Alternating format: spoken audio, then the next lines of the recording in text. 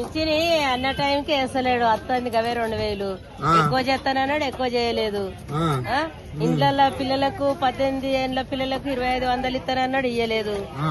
బంగారం పెడతా తులం బంగారం పిల్లల పెళ్లి అయితే అంటే అది ఇయ్యలేదు.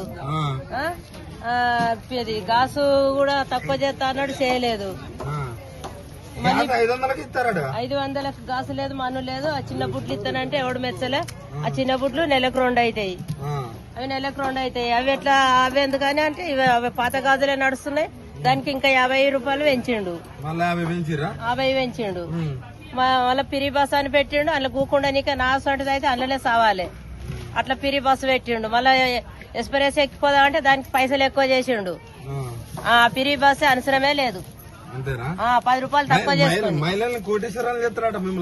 ఆయన ముఖం చేస్తాడు, ఆయన ముఖం చేస్తాడు. మీరు మళ్ళీ ఓట్లు అయితే సరిపోద్ది అంటాడు. మీరు ఎత్తారా మహిళలు ఓట్లట? ఊళ్ళోళ్ళు నన్ను గెలిపించిరని ఊళ్ళోళ్ళకు సన్నబియ్యం ఫస్ట్ నెల ఇచ్చిండు, ఒక సెకండ్ ఇచ్చిండు.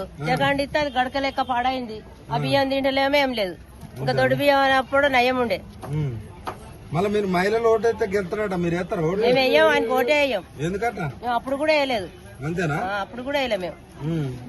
మరి ఆయన ఎక్కడికి పోయినా పొన్న వేసిన వాళ్ళు ఎత్తేనే గెలిచిండు. గది కాదు, ఇప్పుడు ఆయన ఏమంటుండంటే నేను ఎక్కడికి పోయినా నన్ను దొంగ లెక్క చూస్తారంటాడు. అంటే మరి అట్లనే చూస్తారు. ఎందుకు? నీళ్లు కూడా కరెంట్ కూడా తీస్తాడు. ఎందుకు చూస్తారు మరి ఆయన నన్ను దొంగ లెక్క? ఆయన మంచిగా చేసినాక ఎందుకన్నాడు? పెయిన్ అయినా ఎందుకు అది తిన్నాడు చేసిండు. పెయిన్ ఎందుకు అది చేస్తున్నావు కేసీఆర్? ఆయన తిన్నాడు చేసిండు, ఎందుకు అది చేస్తారు చెప్పు లోకం? అంతేనా? ఎట్లున్నది మొత్తానికి రేవంత్ రెడ్డి వచ్చినాక మీ పరిస్థితి? మంచిగా లేదు నాన్న. అంతేనా? మంచిగా లేదు, ఇబ్బంది ఉంది. ఇబ్బంది ఉన్నది. చెత్త సాఫ్ చేస్తలేరు, నీళ్లు లేవు మార్కెట్ లో, ఇబ్బంది ఉన్నది.